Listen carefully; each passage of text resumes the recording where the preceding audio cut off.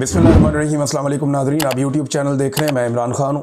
अब ये बरतानिया के डिजिटल प्लेटफॉर्म पे छपने वाला जो आर्टिकल है, ये फ्रंट पेज के ऊपर छाप दिया पाकिस्तान के अखबारात ने, और रोजनामा जंग ने इसे सबसे ज्यादा स्पेस दी है।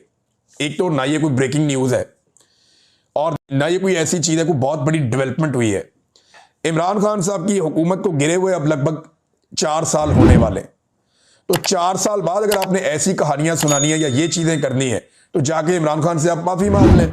आज भी उसकी निजी जिंदगी, आज भी उसकी अहलिया, आज भी उसका खानदान, उसी को निशाना बना के आप राजी हैं। पाकिस्तान इस तरह आगे बढ़ ही नहीं सकता। इस घटिया और गंदी सोच ने पाकिस्तान को आज तक आगे बढ़ने नहीं दिया, और पाकिस्तान के मीडिया ने इसके अंदर एक सहूलतकार का रोल प्ले किया है।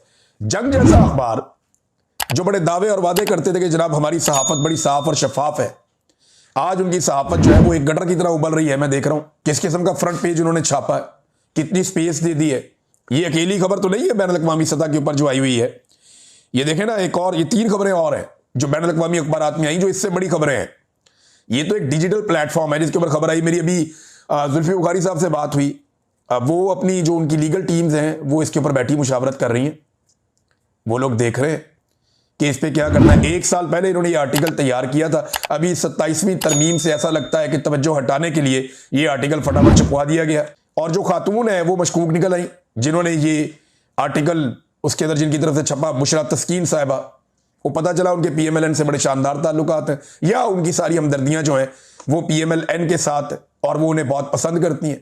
सबूत पता नहीं है या नहीं है, लेकिन अभी देखिए कहानियां इस तरह की बहुत सारी। जब मरियम नवाज साहबा के हाथ में गिलास होता है, वो लोग कहते हैं ये क्यों होता है स्टील का। जरदारी साहब के बारे में सब कहते हैं जी रोजाना उनके बकरे ज़िबा होते हैं। भाई सबका अपना अपना मामला क्या है, इसके ऊपर सबने इसी तरह आर्टिकल लिखने, और बैनुल अक़वामी मीडिया ने यही काम करना है। इमरान खान के खिलाफ आपका बुग़्ज़ इस लेवल तक चला गया कि आप पैसा, इज्जत, सब कुछ दाव लगाने पर तैयार हैं सिर्फ इमरान खान को नीचा दिखाने के लिए। अब ये 3 बड़ी बड़ी खबरें हैं, ये भी चंद दिन के अंदर आई हैं। इनमें तो कोई पाकिस्तान की मीडिया ने, अखबारात ने फ्रंट पेज के ऊपर नहीं छापी, 1-1 घंटे के बुलेटिन उनके ऊपर नहीं किए, ट्रांसमिशंस इनके ऊपर नहीं की गई। एक खबर जो है, ये जो लीक्स आई हैं अभी जैफरी की, ये तो एक तो पूरी दुनिया हिल गई है ना उनसे। बहुत सारे लोगों के बारे में बहुत सारी चीजें आई हैं, लेकिन इमरान खान के बारे में क्या आया कि सहूलियत इमरान खान को पसंद नहीं करती। अब सारी जिंदगी इमरान खान पे इल्जामात क्या लगाया जी, यहूदी एजेंट है, सेहूनियों का एजेंट है, ये कहते थे इनको जी, इसराइली एजेंट है, ये भी कहते थे इमरान खान को।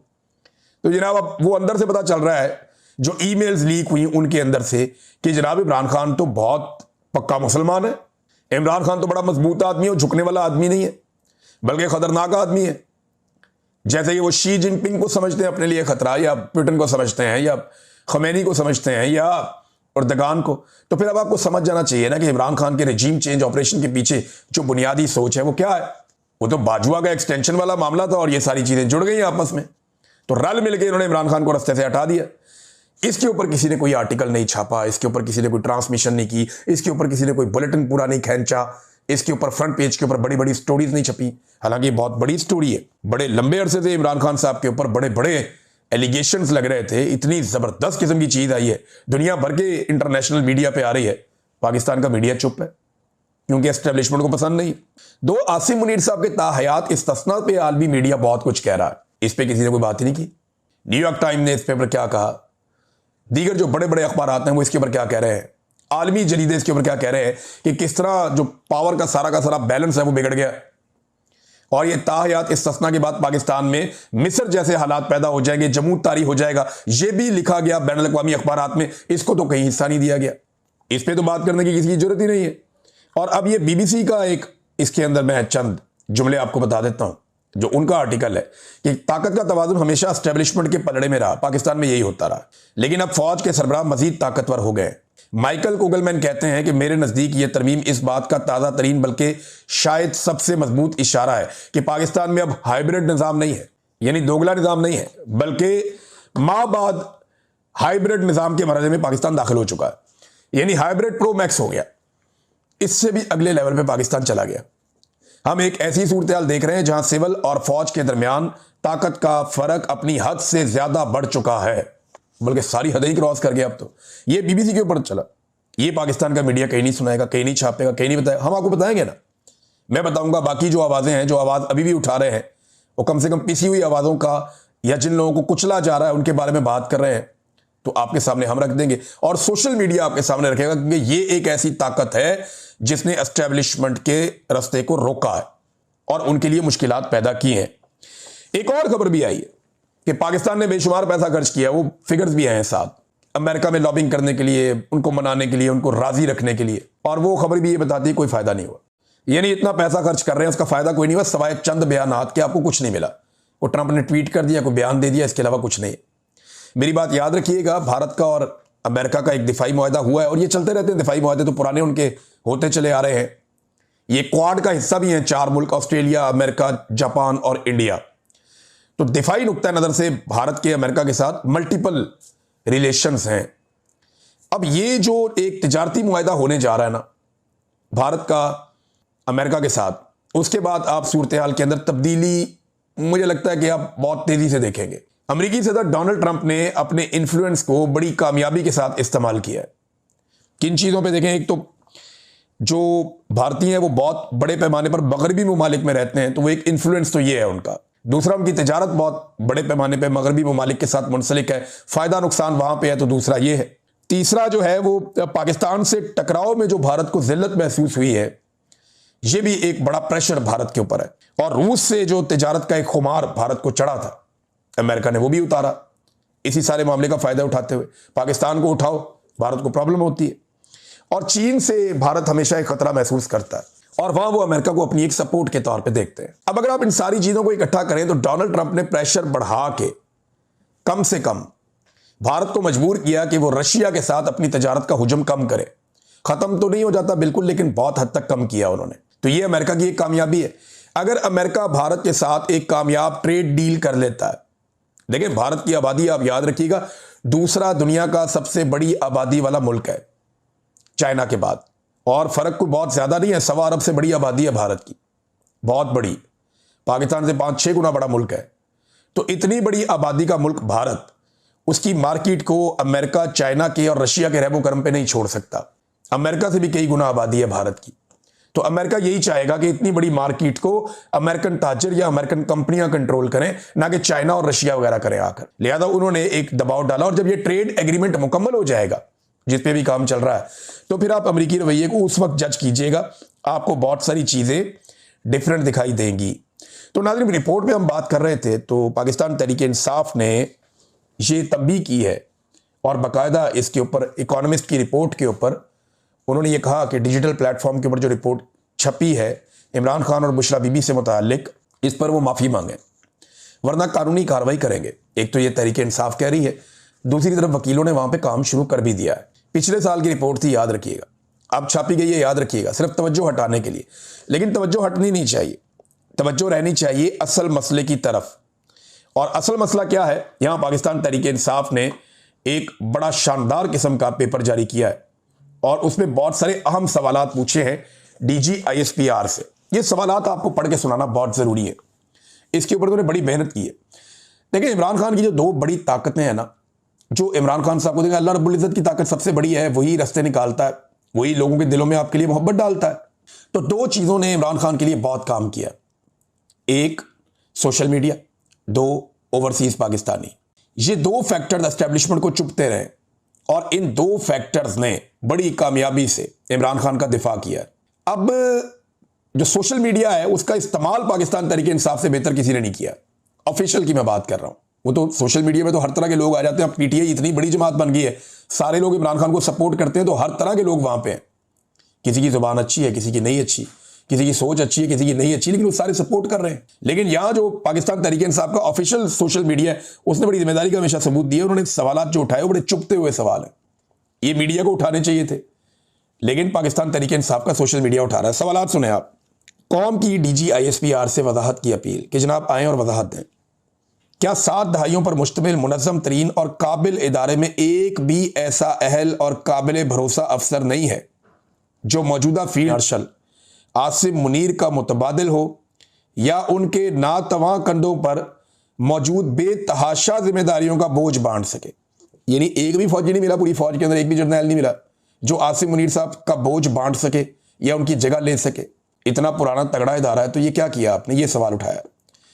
फिर इसमें आगे ना डिफरेंट कैटेगरीज हैं। एक उन्होंने कहा 2022 में रिटायरमेंट की उम्र गुजरने के बावजूद उन्हें चीफ के ओहदे पर तकर्री दे दी गई।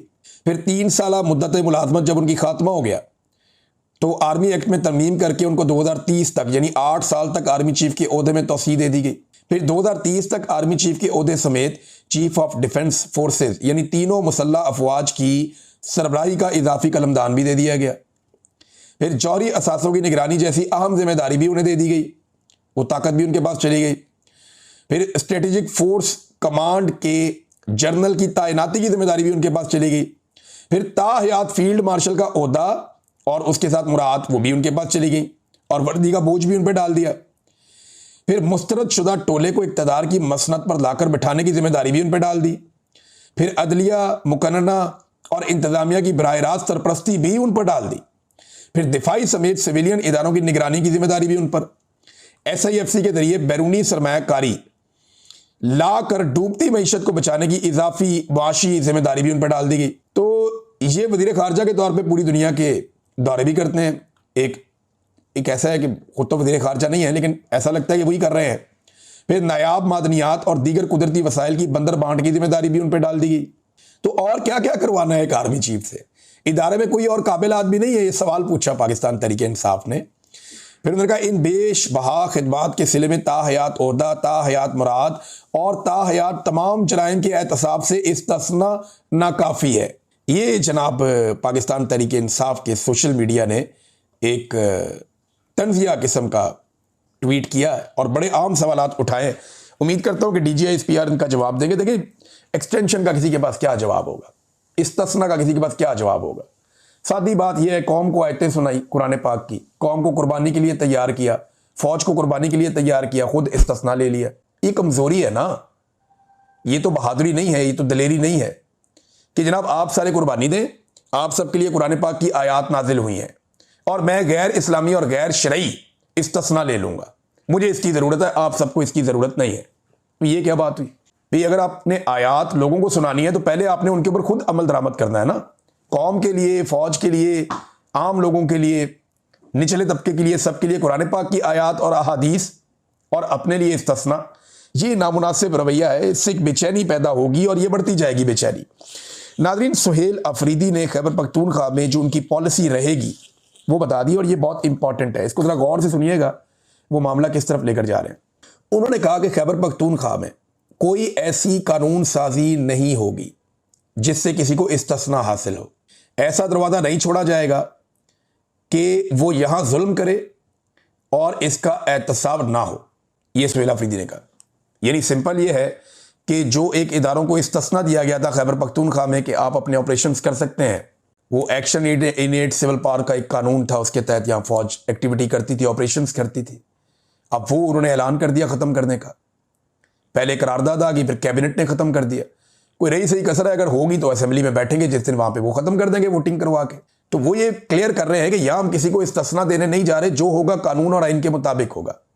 ऐसे ज़ोर ज़बरदस्ती से हम यहाँ पे चीज़ें नहीं होने देंगे। नाज़रीन, मेरे पास एक और ख़बर है और किसानों के हवाले से है।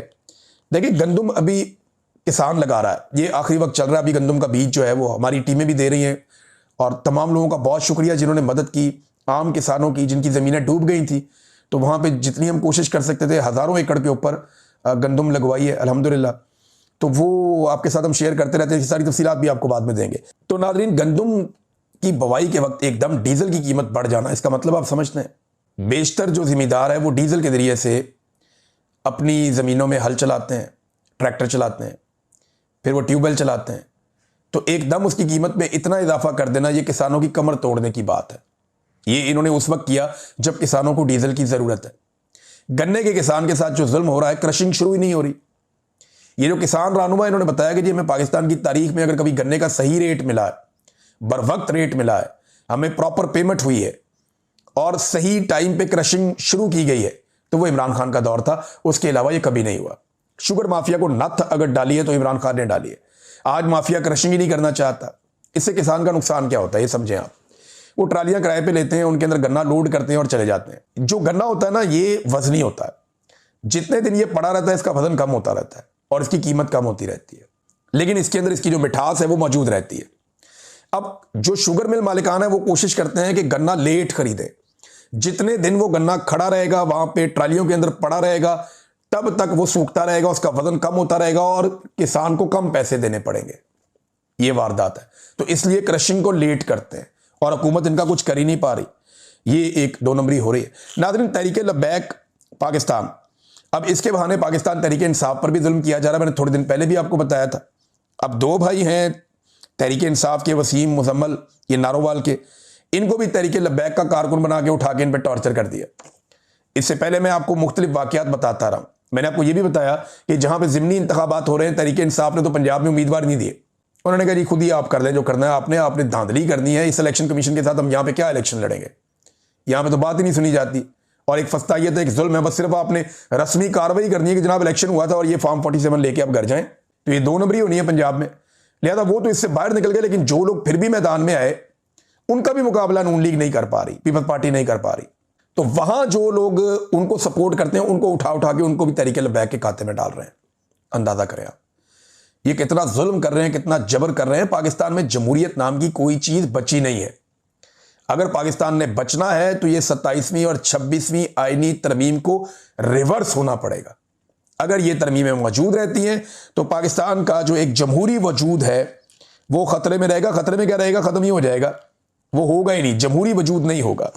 नाज़रीन, पाकिस्तान ने तारीख में पहली बार IMF से एक बड़ी अजीबोगरीब रिक्वेस्ट कर दी। मोहम्मद ज़ुबैर साहब ने इसको रिपोर्ट किया, मैं देख रहा था इंटरनेशनल मीडिया, उसमें भी है कि IMF अब हमारा बजट बनाता है, वो बताता है आपने क्या करना और क्या नहीं करना। ये कहते थे ना कि पाकिस्तान को IMF के सामने गिरवी रख दिया। इमरान खान तो 3 साल के लिए आया था, 3 सालों में बेहतरीन परफॉर्म किया। 1.5 साल तो कोरोना वायरस रहा, दुनिया की 100 साल की बदतरीन किस्म की वबा के सामने वो आदमी कामयाब हुआ, सुरखरू हो गया और उसने मईशत को संभाल भी लिया। 2 साल उसकी मईशत जो है वो टेक ऑफ कर रही थी लगातार, लेकिन जब से वो गया इन्होंने बर्बादी फेर दी। अब हालात ये हैं कि मोहम्मद ज़ुबैर साहब बताते हैं कि पाकिस्तान की गवर्नमेंट ने इतनी, ये इनकॉम्पिटेंट गवर्नमेंट है, इतनी नालायक और नकम्मी हुकूमत है कि इन्होंने IMF से रिक्वेस्ट कर दी है, दरखास्त कर दी है कि अपने प्रोफेशनल्स और टेक्निकल असिस्टेंट्स आप हमें दें ताकि हम अपनी बजट की मैनेजमेंट को इंप्रूव कर सकें। भाई, जो हुकूमत अपना बजट इंप्रूव नहीं कर सकती, अपना बजट नहीं बना सकती, बजट के ऊपर खुद से काम नहीं कर सकती, वो मुल्क को कैसे चलाएगी? अंदाजा करें आप।